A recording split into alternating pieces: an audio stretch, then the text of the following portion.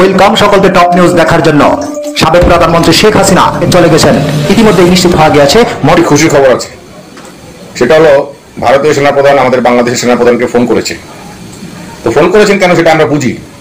প্রথমে আল্লাহর কাছে দোয়া করছি এবং আপনাদেরকেও আহ্বান করছি ইনশাআল্লাহ সবাই দোয়া করবেন যেন আল্লাহ এই দুর্গ সবকিছু মিলিয়ে এই মানুষটার বিকল্প এই মুহূর্তে বিশ্বের মধ্যেও নাই। সম্মানিত দর্শক মণ্ডলী, দেশ কিংবা দেশের বাইরে, দেশের দূর দূরান্ত থেকে যারাই ঠিক এই মুহূর্তে আমার এই ভিডিওটি দেখছেন, সকলকে জানাই আন্তরিক শুভেচ্ছা ও অভিনন্দন। সম্মানিত দর্শক মণ্ডলী, চলমান পরিস্থিতি নিয়ে নতুন আরো একটি ভিডিও নিয়ে আপনাদের মাঝে উপস্থিত হয়েছি। প্রিয় দর্শক, যে ভিডিওতে চাঞ্চল্যকর কিছু তথ্য ইতিমধ্যে আপনাদেরকে দেখাবো প্রিয় দর্শক, আর যে ভিডিওটি ইতিমধ্যে নেয়ার দুনিয়া তুলপার সৃষ্টি হয়ে গিয়েছে। সবকিছু মিলে প্রিয় দর্শক ভিডিওটি খুবই গুরুত্বপূর্ণ। ভিডিওর শুরুতে শিরোনাম দেখেছেন, বিস্তারিত জানতে হলে অবশ্যই ভিডিওটি না টেনে শেষ পর্যন্ত দেখতে হবে। তাই আপনাদের কাছে রিকোয়েস্ট করব ভিডিওটি স্কিপ না করে শেষ পর্যন্ত দেখবেন।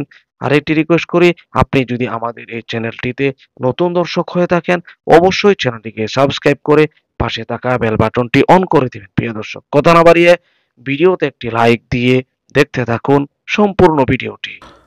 প্রথমে আল্লাহর কাছে দোয়া করছি এবং আপনাদেরকেও আহ্বান করছি ইনশাআল্লাহ সবাই দোয়া করবেন যেন আল্লাহ এই মহাপুরুষকে সুস্থ করে দেয়। কারণ এই মানুষটা এই মুহূর্তে আসলে কি বলে থাকে না যে আদি পিতা হিসাবেই কাজ করছে।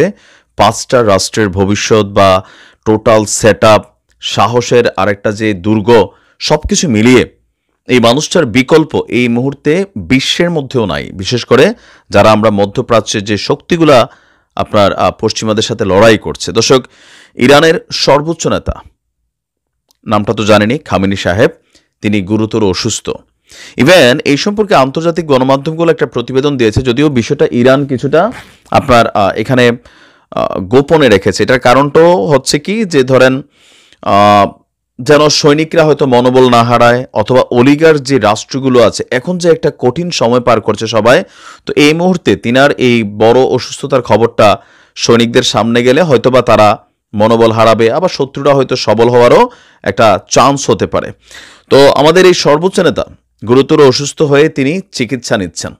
মার্কিন গণমাধ্যমগুলো বলছে যে তিনাকে যথেষ্ট গোপনে বিশেষ জায়গাতে চিকিৎসা দেওয়া হচ্ছে, যেটা আমজনতার সামনে প্রকাশ করা হচ্ছে না। তো গেল কয়েকদিন আগেই আপনাদের খেয়াল থাকার কথা, সম্ভবত মাসখানেক আগে আমি নিজেও নিউজটা দিয়েছিলাম যে এই মহান নেতা তিনি আপনার গুরুতর অসুস্থ। এখন তার অসুস্থতাটা যেই পর্যায়ের, ওনার বয়স হয়ে গেছে, ওনার বয়স আমার ধারণা প্রায় 90-র উপরে হবে বা কাছাকাছি লেভেলে আছে, কিন্তু এখন পর্যন্ত ওনার একটা হাতের ইশারায় 5টা-6টা রাষ্ট্র, তাদের সিস্টেম, পশ্চিমারা, ইব্রাহিম রাইসি মরার পরে তিনি মানসিকভাবে মারা যাওয়ার পরে অনেকটাই মানসিকভাবে আসলে হয়তো দুর্বল হয়ে গেছেন, কারণ ওনার জায়গাতে প্রেসিডেন্ট ইব্রাহিম রাইসি ভবিষ্যৎ নেতা হওয়ার কথা ছিল। তো এখন সম্ভবত ওনারই বড় ছেলে যিনি, তিনি তার জায়গাটা আসবেন। তাও আবার এটা নিয়ে ইরানি পলিটিক্স আছে যে এখানে তাকে সবাই পছন্দ করেও না, মানে ওনার ছেলেকে, উনি সবার কাছে সর্বজন শ্রদ্ধেয়। আর ইরানের রাজনীতিতে আপনারা জানেন যে সর্বোচ্চ নেতা যিনি, এই দেশের প্রেসিডেন্ট বলেন, প্রধানমন্ত্রী বলেন, বা আরও যত পদ আছে এগুলোর থেকে সবচেয়ে বড় পদটা হচ্ছে এই মানুষটার।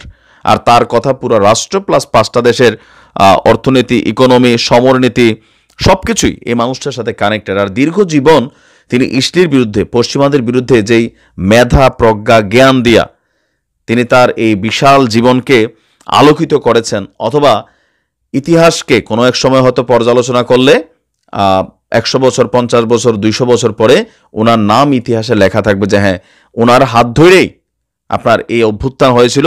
ইভেন পশ্চিমাদের পুঙ্গি বাজানো বলেন, ইসলিরে একঘরে করা বলেন, এটা করতে সক্ষম হয়েছিল।